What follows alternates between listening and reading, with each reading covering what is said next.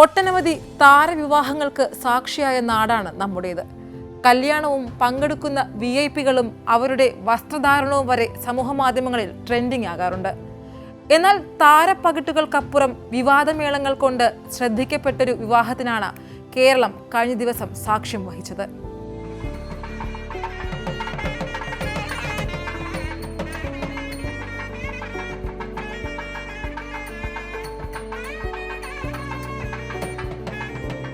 മലയാളത്തിലെ action super star Suresh ഗോപിയുടെ മകളുടെ വിവാഹമാണ് ഇപ്പോൾ ചർച്ചാ വിഷയം. എന്തുകൊണ്ട് ഒരു നടന്റെ മകളുടെ വിവാഹം ഇത്ര ചർച്ചയായി? സംഭവം സിമ്പിളാണ്. പ്രധാനമന്ത്രി നരേന്ദ്രമോദിയാണ് വിവാഹ ചടങ്ങിന് നേതൃത്വം കൊടുക്കാൻ മുൻനിരയിലുണ്ടായിരുന്നത്. സുരേഷ് ഗോപി ഒരു BJP നേതാവാണ്, മുൻ MP-യാണ്. മോദിക്ക് അത്രയും വേണ്ടപ്പെട്ട സുഹൃത്താണ്. അതുകൊണ്ട് തന്നെ മോദി എത്തിയതിൽ എന്താണ് തെറ്റെന്ന് ഒരു വിഭാഗം. മറുവാദമാകട്ടെ, ഇതേ ദിവസം നിശ്ചയിച്ചിരുന്ന മറ്റു കല്യാണങ്ങൾക്ക് തടസ്സമുണ്ടാകുമെന്നും ബന്ധുക്കൾക്ക് പങ്കെടുക്കാൻ കഴിയില്ല എന്നുമൊക്കെയായിരുന്നു.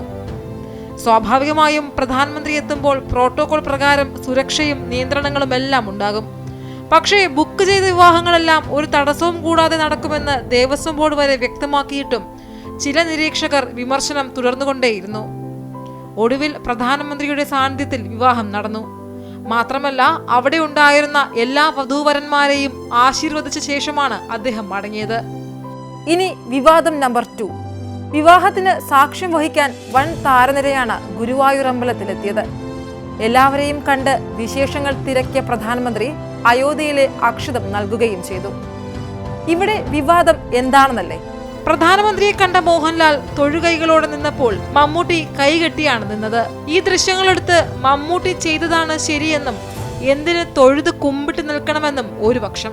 മമ്മൂട്ടി കൈകെട്ടി നിന്നതിനെ വിമർശിച്ചും ചിലരെത്തി. ഈ ഫോട്ടോസ് വൈറലായി നിമിഷങ്ങൾക്കുള്ളിൽ മമ്മൂട്ടി മോദിയെ തൊഴുന്ന ഫോട്ടോസുമായി മറ്റൊരു സംഘവും എത്തി.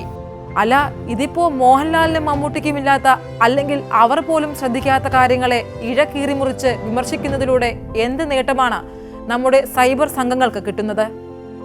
അല്ലെങ്കിൽ തന്നെ രാജ്യം ഭരിക്കുന്ന ഒരാളെ കണ്ട് കൈകൂപ്പുന്നതിൽ എന്താണ് തെറ്റ്? ഒരാളെ ബഹുമാനിക്കുക, ബഹുമാനിക്കപ്പെടുക, ഇതെല്ലാം നമ്മുടെ ഭാരത സംസ്കാരത്തിൽ ഉള്ളത് തന്നെയാണ്. ഇനി വണങ്ങണ്ടെങ്കിൽ അങ്ങനെ, അതെല്ലാം വ്യക്തി സ്വാതന്ത്ര്യം. പക്ഷേ മറ്റൊരാളുടെ സ്വാതന്ത്ര്യത്തിൽ കൈയിടാൻ എന്ത് അവകാശമാണുള്ളത്? ഇനി വിവാദം നമ്പർ 3. വിവാഹത്തിന് മുൻപ് വേദിയിലേക്ക് പോകുമ്പോൾ ഡിറ്റക്ടർ ഉപയോഗിച്ച് പരിശോധിച്ച ശേഷമാണ് എല്ലാവരെയും കയറ്റിവിട്ടത്. മമ്മൂട്ടിയെ പരിശോധിച്ചു, മോഹൻലാലിനെ പരിശോധിച്ചില്ല. ഇതൊക്കെയാണ് വിവാദം. മമ്മൂട്ടി എന്ന വ്യക്തിയുടെ മതമാണ് പരിശോധനയ്ക്ക് കാരണമായതെന്നാണ് പറയുന്നത്. കുത്തിത്തിരിപ്പിനും ഒരു പരിധിയില്ലേ? മോഹൻലാൽ നടനാണ്, പക്ഷേ അതിലുപരി സൈനിക ബഹുമതിയുള്ള ടെറിട്ടോറിയൽ ആർമിയിൽ ലഫ്റ്റനന്റ് പദവിയിലിരിക്കുന്ന ആളാണ്. മമ്മൂട്ടിയെ മാത്രമല്ല, വന്നവരെയെല്ലാം പരിശോധിച്ചാണ് കയറ്റിവിട്ടത്. എന്തിനേറെ, വധുവിന്റെ അച്ഛനെയും പരിശോധിച്ചത് കണ്ടില്ലേ?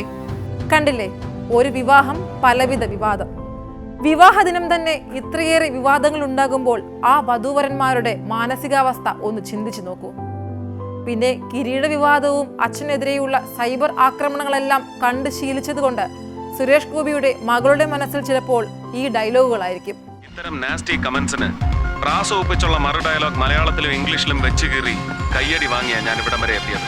ആ സ്കോപ്പ് ഈ ജംഗ്ഷനിലും ഉണ്ടെന്നറിയാം, പ്രയോഗിക്കുന്നില്ല. കയ്യടി വേണ്ടാഞ്ഞിട്ടോ ഭയന്നിട്ടോ ഒന്നുമല്ല, സൗകര്യം.